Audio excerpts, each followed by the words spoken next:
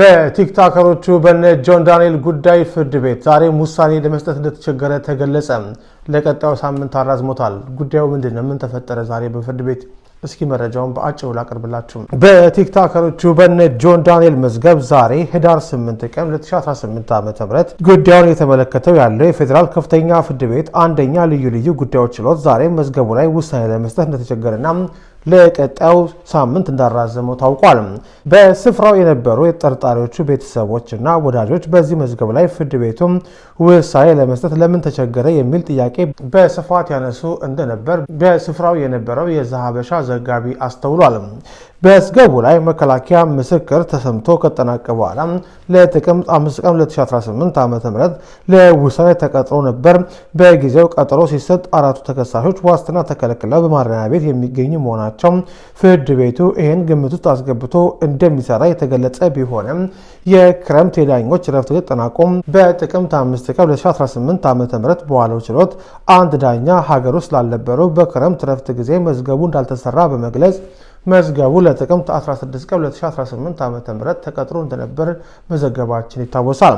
ጥቅምት 16 ቀን 2018 ዓ.ም በዋለው ችሎት መዝገቡም ውሳኔ የተሰራበት መሆኑ ተገልጾ ማንበብ ብቻ የቀረው ቢሆንም ጆን ዳንኤል አቤቱታ በማቅረቡ ውሳኔው እንደማይነበብ ተገልጾ በአቤቱታ ላይ አቃቤ ሕግ አስተያየቱን ለጥቅምት 20 ቀን 2018 ዓ.ም እንዲያቀርብ ፍርድ ቤቱም በአቤቱታ ላይ ብይን ለመስጠት ለጥቅምት 25 ቀን 2018 ዓመተ ምህረት ቀጥሮለት ነበር።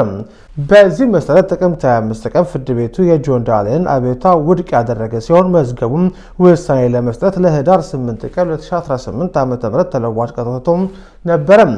በጥቅምት 25 ቀን 2018 ዓ.ም በዋለው ችሎት ውሳኔ ተሰርቶ መነበብ ብቻ ቀርቷል የተባለው መዝገብ በጆን ዳንኤል አቤቱታ ምክንያት ከዘገየም የጆን ዳንኤል አቤቱታ ተቀባይነት ባጣበት ወቅት በጥቅምት 25 ቀን 2018 ዓ.ም በዋለው ችሎት ውሳኔው ማንበብ ሲቻል ያልተነበበበት አግባብ በተከሳሾቹ በኩል ቅሬታ ፈጥሮ ነበር ሲሉም አንድ የተከሳሾች ጠበቃ ይገልጻሉ።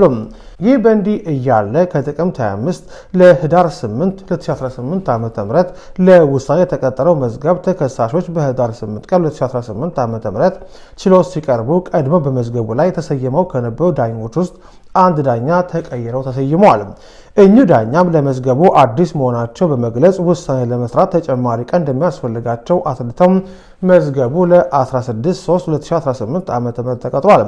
በዚህ የተነሳ ዛሬ በችሎት ተገኝተው የነበሩ ተከሳሾችና ቤተሰቦቻቸው በኩል ከፍተኛ መደናገጥ እንደነበር ዘጋቢያችን አስተውሏል። በችሎት ከተገኙት የህግ ባለሙያዎች መካከል ስሜ አይገለጽ ያሉ አንጋፋ ባለሙያ ስለ ጉዳዩ አስተያየታቸውን ሊሰጡ ጠይቀናቸው ተከታዩን ብለዋል።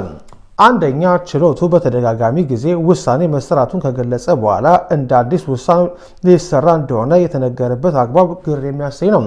ሁለተኛ፣ እስካሁን ባለው ሂደት ተከሳሾች ክሱን በሚመለከት ቀድሞ በሚዲያ ከተነገረው መረጃና ሁኔታዎቹ በሚዲያ ከተዘገቡበት መንገድ ይልቅ ተፈጥሮ የነበረ ሁኔታ የተለየ እንደነበር በተለይም በመከላከያ ምስክሮች አስረድተው እያለ መዝገቡም ይሄን ምስክርነቶችም ሆነ ማስረጃዎችን ሲሰሙ በነበሩ ዳኛዎች መሰራት ሲኖርበት አዲስ ዳኛ ተሰይሞ ከ1 ዓመት ከ3 ወር በኋላ የሞላውን ክርክር በክርክሩ ሂደት ያልነበረን ዳኛ ውሳኔ እንዲሰራው ማስደረግ ትክክለኛ ፍትህን ያመጣል የሚል እምነት ጥያቄ ውስጥ የሚያስገባ ይሆናል።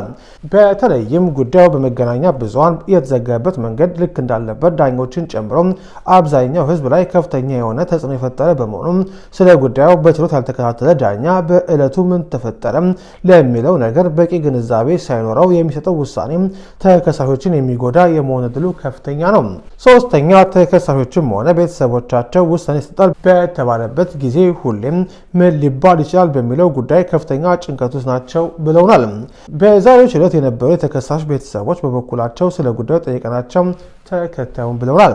እነ ጆን ዳንኤል በነሐሴ 16 ቀን 2016 ዓ.ም ፈጸመው በተባለው ድርጊት የወንጀል ድርጊት ነው፣ በዚህ አንቀጽ ያስጠይቃል በማለት አስተያየታቸውን ሲሰጡ የነበሩ ህግ ባለሙያዎች በርካታ የፍትህ ሂደት ችግሮች በተከሳሾቹ ላይ ሲደጋገም አንዳቸውም አስተያየት አለመስጠታቸው ተከሳሾችንም ሆነ ቤተሰቦቻቸውን ያሳዘነ ጉዳይ ነው ሲሉ ተናግረዋል።